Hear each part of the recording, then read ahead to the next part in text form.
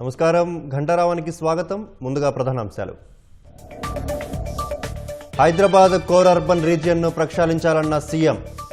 నగరాన్ని కాలుష్య రహితంగా తీర్చిదిద్దుతామని ప్రకటన.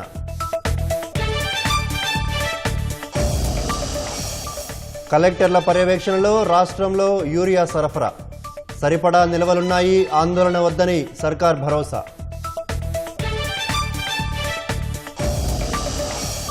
దుర్గం చెరువు పరిధిలో ఆక్రమణలను తొలగించిన హైడ్రా. 5 ఎకరాల్లో నిర్మాణాలను నేలమట్టం చేసిన అధికారులు.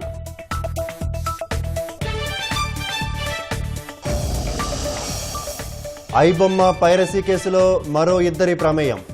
రవి ఇచ్చిన సమాచారంతో కూపీ లాగుతున్న పోలీసులు.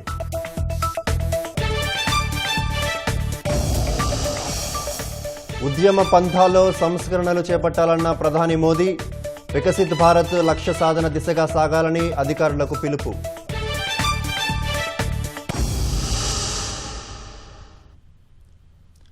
హైదరాబాద్ ఔటర్ రింగ్ రోడ్డు వరకు core urban region economy cure ప్రాంతాన్ని పూర్తిగా ప్రక్షాళన చేయనున్నట్లు ముఖ్యమంత్రి రేవంత్ రెడ్డి ప్రకటించారు. సిటీలో ప్లాస్టిక్ను పూర్తిగా నిషేధించాలని నిర్ణయించినట్లు తెలిపారు. నెలలో 3 రోజుల పాటు పారిశుధ్య నిర్వహణకు ప్రత్యేక డ్రైవ్ చేపట్టాలని, రోడ్లపై చెత్త గుంతలు కనిపించడానికి వీల్లేదని స్పష్టం చేశారు. ప్రజా సమస్యల పరిష్కార బాధ్యత జోనల్ కమిషనర్దేనన్న సీఎం గ్రేటర్ హైదరాబాద్ అభివృద్ధికి 5 ఏళ్ల కార్యాచరణ ప్రణాళిక రూపొందించాలని ఆదేశించారు. కమాండ్ కంట్రోల్ కార్యాలయంలో ముఖ్యమంత్రి రేవంత్ రెడ్డి గ్రేటర్ హైదరాబాద్ కొత్త జోనల్ కమిషనర్లతో సమావేశమయ్యారు. నగర అభివృద్ధి ప్రణాళికలు చేపట్టాల్సిన కార్యాచరణపై దిశానిర్దేశం చేశారు. జోన్ల వారీగా సమస్యల్ని పరిష్కరించాల్సిన బాధ్యత జోనల్ కమిషనర్లదేనని స్పష్టం చేశారు. జోనల్ కమిషనర్లు ప్రతిరోజు క్షేత్రస్థాయిలో ఉండాలని ఆదేశించారు. కోర్ అర్బన్ రీజియన్ను ప్రణాళికాబద్ధంగా అభివృద్ధి చేయనున్నట్లు సీఎం వివరించారు. పరిపాలనను పట్టాలెక్కించేందుకే సిటీని 12 జోన్లు, 60 సర్కిళ్లు, 300 వార్డులుగా పునర్వ్యవస్థీకరించినట్లు వివరించారు. గ్రేటర్ సిటీలో ప్లాస్టిక్ ను పూర్తిగా నిషేధించనున్నట్లు తెలిపారు. సిటీలో కాలుష్య నియంత్రణకు అవసరమైన పూర్తిస్థాయి ప్రణాళికలు రూపొందిస్తున్నట్లు వివరించారు. కోర్ ఏరియా పరిధిలో డీజిల్ బస్సులు, ఆటోల స్థానంలో ఎలక్ట్రికల్ వాహనాల్ని తీసుకురానున్నట్లు తెలిపారు. చెరువులు, నాలాల్ని ఆక్రమణల నుంచి కాపాడుకోవాలన్నారు. హైదరాబాద్లో చెత్త నిర్వహణ అత్యంత సంక్లిష్టమైన సమస్యగా పరిణమించిందన్న సీఎం నెలలో 3 రోజులు పారిశుధ్య నిర్వహణపై ప్రత్యేక డ్రైవ్ నిర్వహించాలన్నారు. ప్రతి 10 రోజులకోసారి గార్బేజ్ క్లియరెన్స్ డ్రైవ్ చేపట్టాలని, రోడ్లపై ఎక్కడా చెత్త గుంతలు కనిపించడానికి వీల్లేదని సీఎం స్పష్టం చేశారు. చెరువులు, నాలాలు, చెత్త డంపింగ్ ఏరియాల వద్ద సీసీ కెమెరాలు ఏర్పాటు చేయాలని సూచించారు. దోమల నివారణ, అంటువ్యాధులు ప్రబలకుండా జోనల్ కమిషనర్ చర్యలు చేపట్టాలన్నారు. హైడ్రా, జీహెచ్ఎంసీ, వాటర్ వర్క్స్ విభాగాలు జనవరి నుంచి నాలాల పూడికతీత పనులు ప్రారంభించారని ముఖ్యమంత్రి స్పష్టం చేశారు. హైదరాబాద్ నగరంలో వీధి దీపాల నిర్వహణపై ప్రత్యేక శ్రద్ధ చూపాలన్నారు. ఆన్లైన్ టెక్నాలజీని ఉపయోగించి ప్రజలకు పారదర్శక సేవలు అందించాలని తెలిపారు. జనన మరణ ధృవీకరణ, ట్రేడ్ లైసెన్సులు, ఇతర ధృవపత్రాల జారీకి సాంకేతికతను ఉపయోగించుకోవాలన్నారు.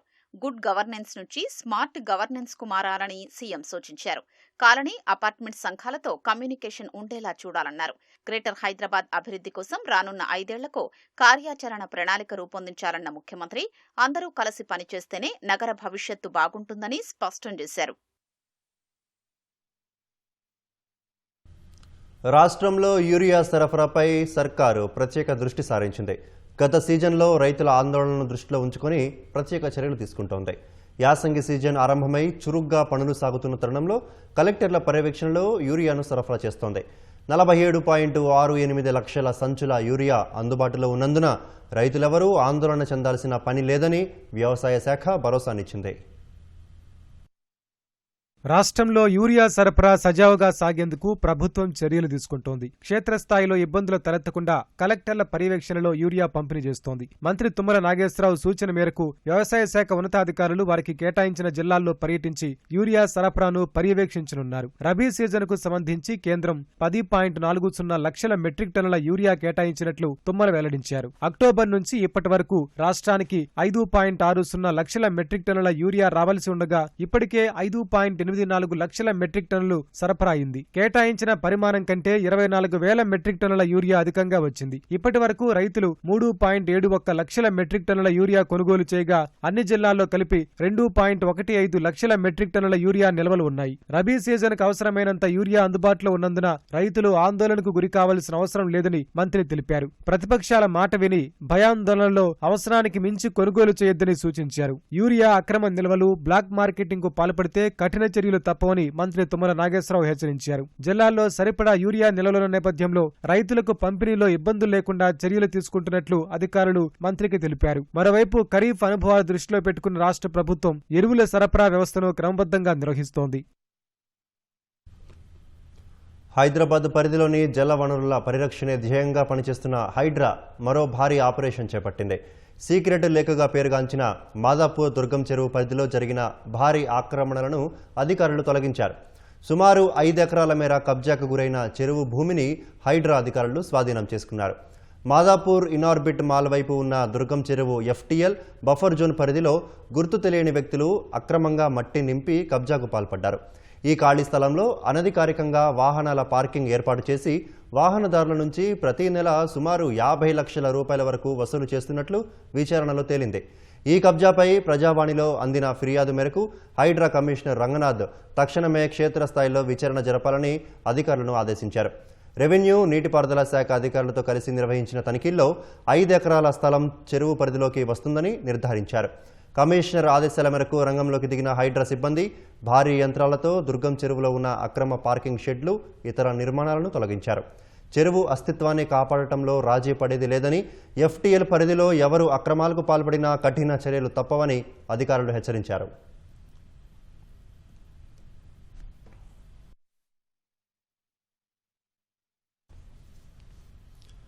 హైదరాబాద్ జంట నగరాల పరిధిలో పునర్వ్యవస్థీకరించిన పోలీసు కమిషనరేట్లలో కొత్తగా నియమితులైన సిపిలు బాధ్యతలు స్వీకరించారు. సైబరాబాద్ కమిషనరేట్ బాధ్యతలు స్వీకరించిన రమేష్ రెడ్డి పెరుగుతున్న సైబర్ నేరాలు, ట్రాఫిక్ సమస్యలపై ప్రత్యేక దృష్టి పెట్టనున్నట్లు వివరించారు. మల్కాజ్గిరి కమిషనర్గా బాధ్యతలు చేపట్టిన అవినాష్ మహంతి ప్రజలకు చేరువగా ఉంటూ నేర నియంత్రణకు కృషి చేస్తానని తెలిపారు. యాదాద్రి భువనగిరి జిల్లా ఎస్పీగా అక్షాంశ్ యాదవ్ బాధ్యతలు చేపట్టారు. ప్రభుత్వం ప్రతిష్టాత్మకంగా తీసుకున్న ఫ్యూచర్ సిటీ పోలీస్ కమిషనర్గా సుధీర్ బాబు బాధ్యతలు స్వీకరించారు. రంగారెడ్డి జిల్లా కొంగరకలాన్లోని కలెక్టరేట్ ఆవరణలో ఫ్యూచర్ సిటీ కమిషనర్ కార్యాలయం ఏర్పాటైంది. ఫ్యూచర్ సిటీని గ్లోబల్ సిటీగా తీర్చిదిద్దాలన్న సర్కార్ సంకల్పం మేరకు శాంతి భద్రతల పరిరక్షణకు కృషి చేస్తామని సిపి సుధీర్ బాబు తెలిపారు. ఈ కమిషనరేట్ ద్వారా పోలీస్ అధికారులు అందరూ రెవెన్యూ డిపార్ట్మెంట్తో కానీ, మున్సిపల్ అడ్మినిస్ట్రేషన్తో కానీ, గ్రామంలో ఉన్నటువంటి పంచాయతీరాజ్ వ్యవస్థతో కానీ అందరితో కలిసి పనిచేసి ఒక ఉన్నతమైనటువంటి గోల్స్ మన ప్రభుత్వం సెట్ చేసిందో దానికి మనం తగ్గట్టుగా పనిచేస్తాం. మా అధికారులందరూ ఇంతకుముందు ఇంతకుముందు ఉన్నటువంటి కమిషనరేట్లో భాగం కాబట్టి అధికారులంతా తెలిసిన అధికారులే. తప్పకుండా ఒక టీం వర్క్తో మేము పనిచేసి ముఖ్యమంత్రి గారు అయితే మా మీద పెట్టినటువంటి నమ్మకానికి, రాష్ట్ర ప్రభుత్వం మీద పెట్టిన నమ్మకానికి అనుగుణంగా మేము పనిచేసి అభివృద్ధి పదం వెళ్తాం. వనదేవతల కీర్తి ప్రపంచమంతా గుర్తించేలా మేడారం జాతర నిర్వహిస్తామని మంత్రి సీతక్క అన్నారు. మేడారంలో అమ్మవార్ల గద్దెల ప్రాంగణంలో జరుగుతున్న పనుల పురోగతిపై మంత్రి అధికారులతో చర్చించారు. సమ్మక్క సారలమ్మ దేవతలకు ముందస్తు మొక్కులు చెల్లించుకోవడానికి వచ్చే భక్తులకు అన్ని సౌకర్యాలు కల్పించాలని అధికారులను ఆదేశించారు. తాడ్వాయి, కాలవపల్లి, ఊరట్టం, మేడారంలో పర్యటించిన మంత్రి పనుల్లో వేగం పెంచాలని అధికారులకు సూచించారు. మేడారంతో పాటు పరిసర గ్రామాల్లో విద్యుత్ సమస్య లేకుండా చూడాలన్న సీతక్క తాగునీటిపై ప్రత్యేక దృష్టి సారించాలన్నారు. సమ్మక్క సారలమ్మ జాతర టైం అంటే జాతర తేదీల దగ్గరకు రావడం అధికారులు మేము ఎప్పటికప్పుడు పనులను పర్యవేక్షిస్తూ మరి గతంలో ఎన్నడూ లేని విధంగా ఈసారి గుడి నిర్మాణం కూడా జరుగుతుంది కాబట్టి ముందస్తుగా లక్షల మంది ఇప్పటికే భక్తులు వస్తూ ఉన్నారు. వారికి తగ్గట్టుగా ఏర్పాట్లు చేయడం కోసం స్థానికంగా ఎప్పటికప్పుడు కలెక్టర్ గారు, ఎస్పీ గారు, ఇతర సిబ్బంది అందరూ కూడా అధికారులు అందరూ అందుబాటులో ఉండి పనిచేస్తూ ఉన్నారు. వచ్చేటువంటి భక్తులకు ఎలాంటి ఇబ్బందులు లేకుండా ఉండాలనేదే మా అందరి ఆలోచన. తిరుమల వెంకటేశ్వర స్వామి ఆలయంలో నైవేద్యం ప్రసాదాల తయారీలో నాణ్యత ఉండడం లేదంటూ దాఖలైన ప్రజా ప్రయోజన వ్యాజ్యాన్ని స్వీకరించడంలో రిజిస్ట్రీ అభ్యంతరాలపై వాదనలను విన్న హైకోర్టు నిర్ణయాన్ని వాయిదా వేసింది. ఆగమ శాస్త్రం ప్రకారం నైవేద్యం సమర్పించకపోవడంపై Yugatulasi foundation chairman K Sivakumar తదితరులు ప్రజా ప్రయోజన వ్యాజ్యం దాఖలు చేశారు. రిజిస్ట్రీ అభ్యంతరాలపై ప్రధాన న్యాయమూర్తి justice Aparesh Kumar Singh, justice GM మొహియుద్దీన్లతో కూడిన ధర్మాసనం విచారణ చేపట్టింది. పిటిషనర్ తరపు న్యాయవాది సుశీల రామ్ వాదనలు వినిపిస్తూ గతంలో బోర్డు ఆమోదించిన తీర్మానాలను అమలు చేయడం లేదన్నారు. పిటిషనర్ స్వయంగా బోర్డు సమావేశంలో ఉండగా చేసిన తీర్మానాలను అమలు చేయడం లేదన్నారు. ఈ దశలో ధర్మాసనం జోక్యం చేసుకుంటూ ఏదైనా వినతి పత్రం సమర్పించారా అంటూ ప్రశ్నించగా పిటిషనర్ బోర్డు సమావేశంలోనే మౌఖికంగా విజ్ఞప్తి చేసినట్లు తెలిపారు. భక్తుల విశ్వాసాలను పరీక్షించాల్సి ఉందని ఇందులో జోక్యం చేసుకోవాలని కోరారు. వాదనలు విన్న ధర్మాసనం రిజిస్ట్రీ అభ్యంతరాలపై నిర్ణయాన్ని వాయిదా వేసింది. రాష్ట్రంలో రెండో అతిపెద్ద గిరిజన జాతరగా ప్రసిద్ధిగాంచిన ఆదిలాబాద్ జిల్లా ఇంద్రవెల్లి మండలంలోని కేస్లాపూర్ నాగోబా జాతర మహాపూజ జనవరి 18న జరగనుంది. ఈ నేపథ్యంలో మహాపూజకు కావలసిన గంగాజలం కోసం మంగళవారం మెస్రం వంశీయులు 100 మంది ధవళ వస్త్రాలు ధరించి చెప్పులు లేకుండా కాలినడకన గోదావరికి పయనమయ్యారు. జనవరి 7న మంచిర్యాల జిల్లా జన్నార మండలం గోదావరి హస్తిన మడుగులో గంగాజలం సేకరిస్తారు. తిరుగు పయనమై 14న ఇంద్రవెల్లి మండల కేంద్రంలోని ఇంద్రాయి ఆలయంలో పూజలు నిర్వహించి అదే రోజు కేస్లాపూర్ చేరుకోవాలని నిర్ణయించారు. రాను పోను 300 కిలోమీటర్ల పాదయాత్ర చేస్తారు.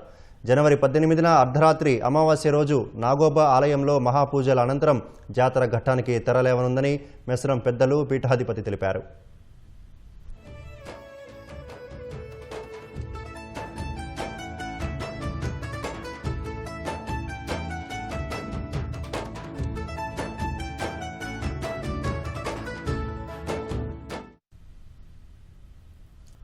ఐబొమ్మ రవి కేసులో కొత్త కోణం వెలుగులోకి వచ్చింది. పైరసీ అంశంలో మరో 2 పాత్ర ఉన్నట్లు పోలీసుల విచారణలో తేలింది. పైరసీ వ్యవహారాన్ని ప్రముఖులు బయటి వ్యక్తులే నడిపిస్తున్నట్లు నమ్మిద్దామని చూసిన రవి తానే ఇరుక్కున్నట్లు తేలింది. దమ్ముంటే పట్టుకోమంటూ కాల పరిమితి ముగిసిన డూప్లికేట్ పోర్టల్ వేదికగా పోలీసులకు సవాల్ విసిరినట్లు బయటపడింది. నేరాల్లో తాను బయటపడకుండా స్నేహితులను పావులుగా వాడుకున్నట్లు తేలింది. దమ్ముంటే పట్టుకోమంటూ సవాల్ విసిరి పోలీసుల చేతిలో చిక్కిన ఐబొమ్మ రవిని 12 రోజుల పాటు ప్రశ్నించిన పోలీసులు వివిధ కోణాల్లో సమాధానాలు సేకరించారు. 2007లోనే క్రిమినల్ బుర్రకు పదును పెట్టిన రవి తన ఆనవాళ్లు తెలియకుండా పైరసీ నేరాలకు మిత్రుల్ని పావులుగా వాడుకున్నట్లు తేలింది. 2019 నుంచి 23 వరకు పైరసీ సినిమాలు ప్రకటనలతో ఐబొమ్మ రవి కోట్ల రూపాయలు సంపాదించాడు. ఆ తరువాత పైరసీ వెబ్సైట్లు పెరగడంతో అతడి ఆదాయం తగ్గింది. ఇదే సమయంలో తెలుగు సినీ పరిశ్రమ ప్రముఖులు పైరసీతో భారీగా నష్టపోతున్నట్లు పోలీసులకు ఫిర్యాదు చేయడంతో రవి కొత్త మార్గం ఎంచుకున్నాడు. అప్పటికే కాలపరిమితి ముగిసిన ఐబొమ్మ డూప్లికేట్ పోర్టల్ వేదికగా పోలీసులకు సవాల్ విసిరాడు. సినీ రంగానికి చెందిన ప్రముఖులు బయటి వ్యక్తులు ఇదంతా నడిపిస్తున్నారని సినీ పెద్దల్నే ఇరికించే ప్రయత్నం చేశాడు. దర్యాప్తును పక్కదారి పట్టించి తాను తప్పించుకోవాలనుకున్నాడు. విఆర్ ఇన్ఫోటెక్ పేరుతో ఐబొమ్మ, బప్పం టీవీ వెబ్సైట్లను రిజిస్టర్ చేసినట్లు గుర్తించిన పోలీసులు ఆ కంపెనీకి మెయిల్ పంపారు. ఆ డొమైన్లకు తాను సర్వీసు ఇస్తున్నానని, పైరసీ సినిమాలు ఆ పోర్టల్లో లేవని బుకాయిస్తూ రవి సమాధానమిచ్చాడు. దీనికి సాక్ష్యాధారాలు ఉంటే తనకు పంపాలంటూ ఎదురుదాడికి దిగడంతో పోలీసులు లోతుగా దర్యాప్తు చేశారు. VR infotech company phone number ఆధారంతో విదేశాల్లో ఉంటున్న నిందితుడు కథ నడిపిస్తున్నట్లు నిర్ధారణకొచ్చారు. విదేశాల్లో ఉన్న అతడు నగరానికొచ్చేంత వరకు వేచి చూశారు. ఐబొమ్మ వెబ్సైట్కు పోస్టర్ డిజైన్ చేసిన వ్యక్తిని అదుపులోకి తీసుకుని విచారిస్తుండగా అతడి ఫోన్కు ఓ మెసేజ్ వచ్చింది. తాను ఫ్రాన్స్ నుంచి హైదరాబాద్కొచ్చానంటూ రవి సందేశం పంపినట్లు పోలీసులు గుర్తించారు. కూకట్పల్లిలోని ఇంటికి రవి చేరుకున్నాక అరెస్టు చేసేందుకు వెళ్లారు. డోర్ లాక్కు అమర్చిన కెమెరా ద్వారా పోలీసులు వచ్చినట్లు గుర్తించిన రవి హార్డ్ డిస్క్లు, ల్యాప్టాప్లు దాచిపెట్టేందుకు యత్నించాడు. బలవంతంగా తలుపు తీసి లోపలకు వెళ్లిన పోలీసులు నిందితుడిని అరెస్టు చేశారు. 2007లోనే మహారాష్ట్రలో ఫోర్జరీ సంతకాలు, నకిలీ పత్రాలతో రవి డ్రైవింగ్ లైసెన్స్ పొందాడు. వాటితోనే పాన్ కార్డు సేకరించాడు. వాటి ఆధారంగా పోలీసులు ప్రహ్లాద్, కాళీప్రసాద్, అంజయ్యలను గుర్తించారు.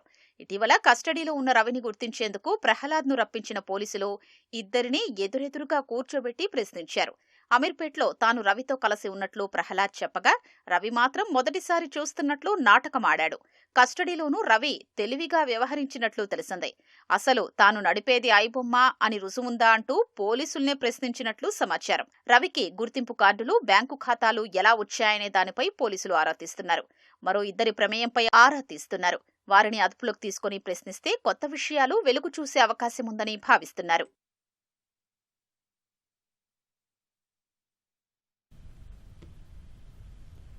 ఏప్రిల్ నెలాఖరులోగా Nalgonda X roads Owaisi junction కారిడార్ను ప్రారంభించేందుకు సిద్ధం చేయాలని GHMC commissioner RV Karnan engineering అధికారులను ఆదేశించారు. దక్షిణ హైదరాబాద్లో ట్రాఫిక్ రద్దీ సమస్యలను తగ్గించేందుకు చేపట్టిన Nalgonda X road, Saidabad, IAS Sadan, Owaisi junction సమగ్ర అభివృద్ధి కారిడార్ పనుల పురోగతిని కర్ణన్ క్షేత్రస్థాయిలో సమీక్షించారు. యుద్ధ ప్రాతిపదికన పనులు పూర్తి చేసి ఏప్రిల్ నాటికి కారిడార్ను అందుబాటులోకి తీసుకురావాలని ఇంజనీర్లు, కాంట్రాక్టర్లను ఆదేశించారు. సైదాబాద్ నుంచి ధోబిఘాట్ జంక్షన్ వరకు కీలక ప్రాంతంలో ట్రాఫిక్ డైవర్షన్కు అవసరమైన అనుమతులు తీసుకొని పనులు వేగంగా కొనసాగించాలని సూచించారు. ఇప్పటికే 80% పనులు పూర్తయ్యాయని అధికారులు కమిషనర్కు వివరించారు. 2.5 కిలోమీటర్ల పొడవైన ప్రధాన ఫ్లైఓవర్ను 620 కోట్ల రూపాయల అంచనా వ్యయంతో ఈపీసీ విధానంలో నిర్మిస్తున్నారు. కారిడార్ ప్రారంభం తర్వాత ట్రాఫిక్ సజావుగా సాగేందుకు సర్వీస్ రోడ్ల నిర్మాణానికి అవసరమైన భూసేకరణను వీలైనంత త్వరగా పూర్తి చేయాలని కమిషనర్ కర్ణన్ ఆదేశించారు. వాణిజ్య పన్నుల శాఖలో పెద్ద సంఖ్యలో బదిలీలు జరిగాయి. పలువురు అధికారుల బదిలీలతో పాటు ప్రభుత్వం పోస్టింగ్లు ఇచ్చింది. 12 మంది జాయింట్ కమిషనర్లు, ఏజేసీలతో పాటు మరో 21 మంది వివిధ హోదాలు కలిగిన అధికారులను వివిధ వాణిజ్య పన్నుల శాఖ డివిజన్లకు బదిలీ చేశారు. ఈ మేరకు వాణిజ్య పన్నుల శాఖ, ఎక్సైజ్ శాఖ ముఖ్య కార్యదర్శి రఘునందన్ రావు ఉత్తర్వులు జారీ చేశారు. నల్గొండ డివిజన్ జాయింట్ కమిషనర్ రాధాకిషన్ను హైదరాబాద్ కమిషనర్ ఆఫీస్కు బదిలీ చేశారు. హైదరాబాద్ రూరల్ ఏజేసీగా రాజేష్ కుమార్, పంజాగుట్ట ఏజేసీగా సుధామల్లు రజనీని నియమించారు. వరంగల్ డివిజన్ జాయింట్ కమిషనర్గా తాళ్లపల్లి శ్రీనివాస్, ఆదిలాబాద్కు శ్రీలీల బదిలీ అయ్యారు.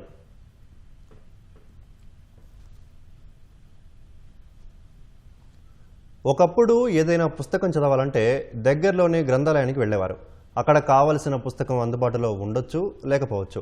అది తీసుకున్న వాళ్ళు తిరిగి ఇచ్చే వరకు కళ్ళల్లో ఒత్తులు వేసుకుని చూడాల్సి వచ్చేది. ఈ నిరీక్షణకు అడ్డుకట్ట వేసేందుకు కేంద్ర ప్రభుత్వం జాతీయ డిజిటల్ లైబ్రరీ ప్రారంభించింది. ఇది సాహిత్యాభిలాషులకే కాదు, విద్యార్థులు, పరిశోధకులు, ఉపాధ్యాయులకు కూడా సహకారం అందించే ఒక ఆన్లైన్ విద్యా ప్లాట్ఫామ్.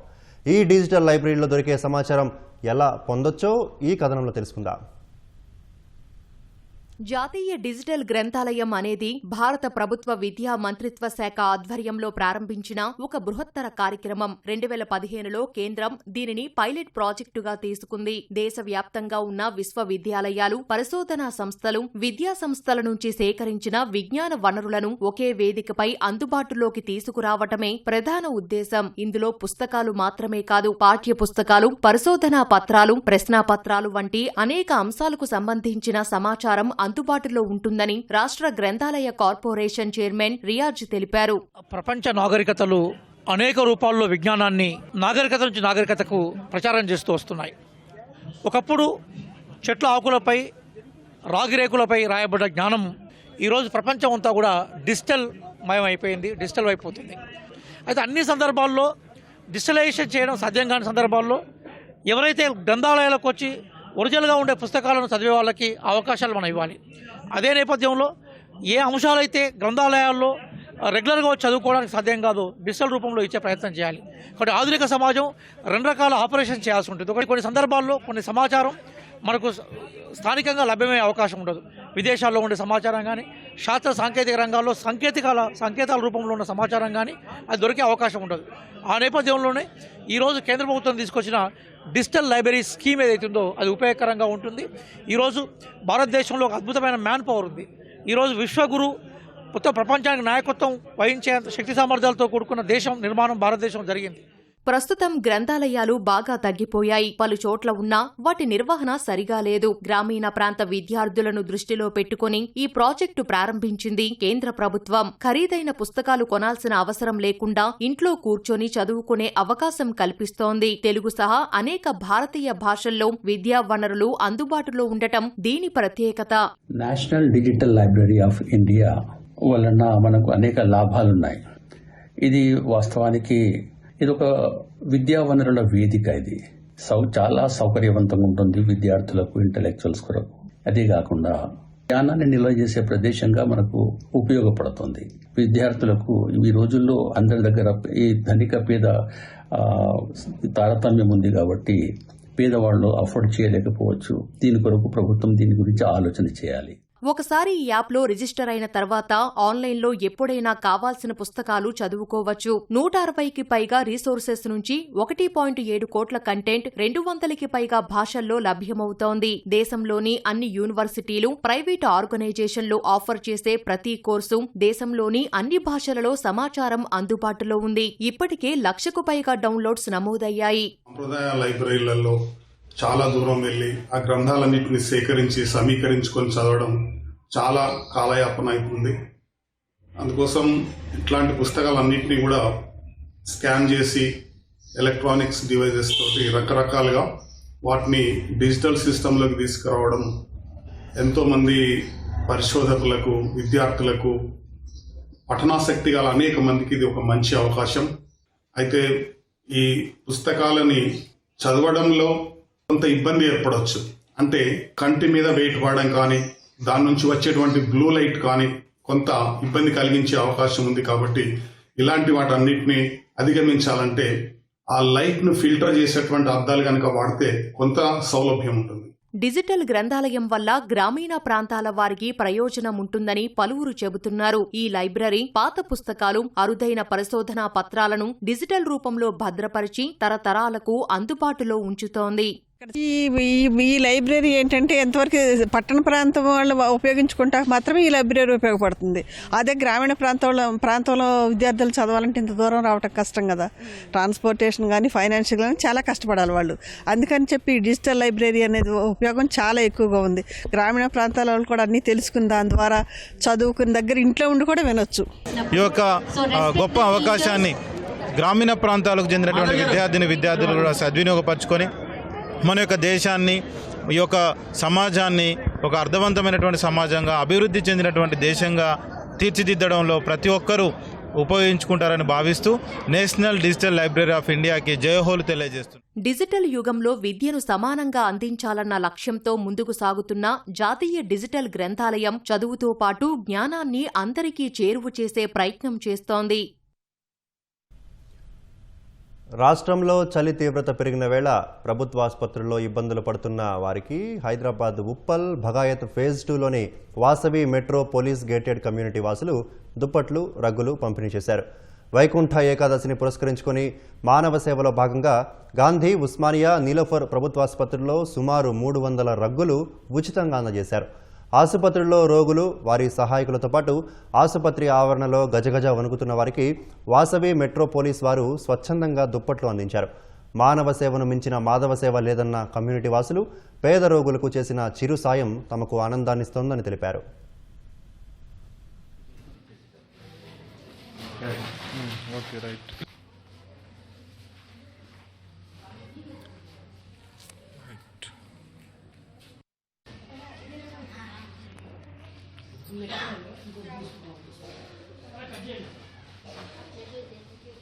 శరత్ ఒకటి తీసుకుంటా.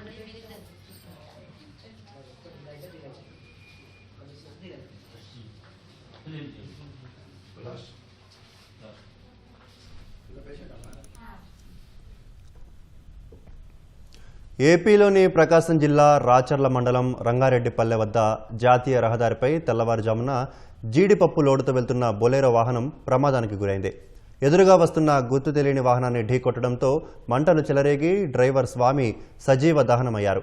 అదే వాహనంలో పక్కనే ఉన్న వాహన యజమాని కందిపల్లి జయరామిరెడ్డికి గాయాలయ్యాయి. స్థానికులు 108 అంబులెన్స్లో యజమానిని గిద్దలూరు ప్రభుత్వ ఆసుపత్రికి తరలించారు.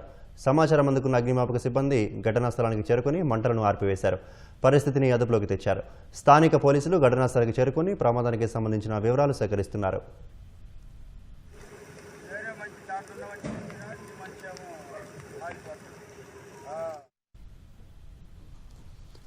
2047 వికసిత్ భారత్ లక్ష్యాన్ని సాధించేందుకు అవసరమైన దీర్ఘకాలిక వృద్ధి కోసం భారీ సంస్కరణలు అవసరమని ప్రధాని నరేంద్ర మోదీ అన్నారు.